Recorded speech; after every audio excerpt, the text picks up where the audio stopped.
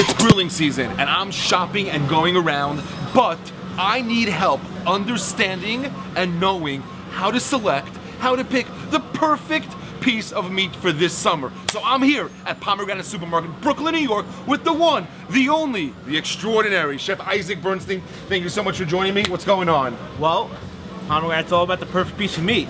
So let's get right down to business. Let's get to it. Let me tell you, I'm kind of lazy. I don't like picking out my meat. So when I come Pomegranate, I got a little, I want to really impress my boys when they're coming over. I'm sure you do. I just go to the Prime Showcase. Let Pomegranate pick for me. I mean, like, wow. I'm always looking for it, so I don't ever have to question the meat here. I look at them, I go straight for like the meat, right here. Wow.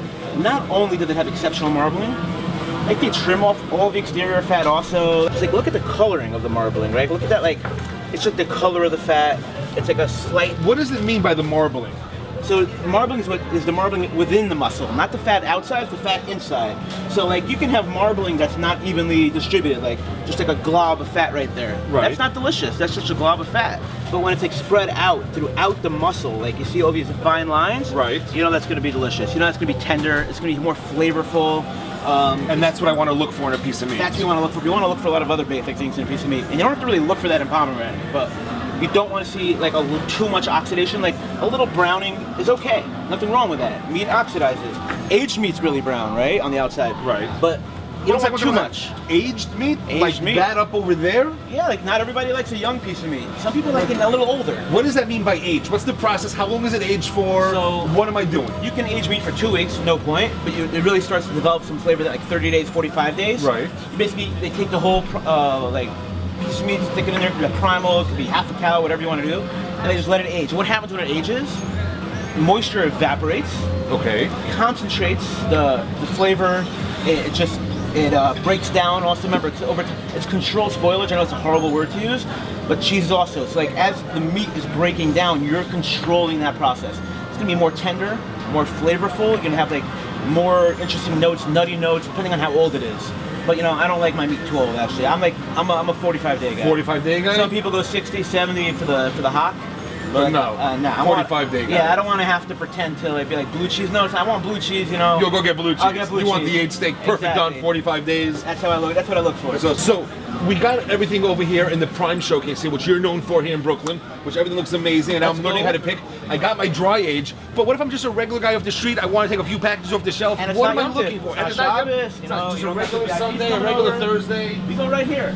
So all the meat here is minimal USDA choice, and when you go to a rib steak, these are choice rib steaks. But like this is kind of thick, right? So what does it mean choice? How many different selections are there in USDA rating? What is it? The only selections that matter to me are choice and prime, because I'm not using anything else. Okay. You know, I'm not using Uruguay beef. I'm not using ungraded meat. It's all choice or prime. So the reality is, choice is great. Prime is the best. Is the best, essentially. So, but there's all types of rib steaks and where they're cut from. So I'll give you an example, right?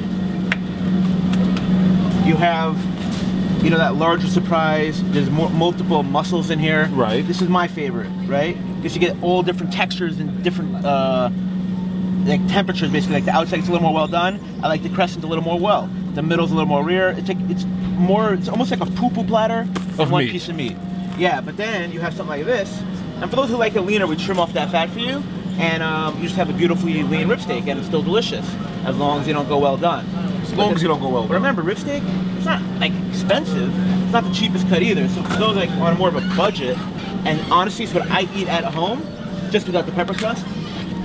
I get like a pepper crusted filet mignon. That marbling right there. Right. So kosher filet mignon, which is basically a chuck eye over here. No, it's not. This is the filet mignon they do center cut ribeye, but this is a center chuck fillet. But this is it's usually a little cheaper. And I mean, just look at that marbling. Right, and what you're telling me, I see all of the marbleization over here, coming down over here.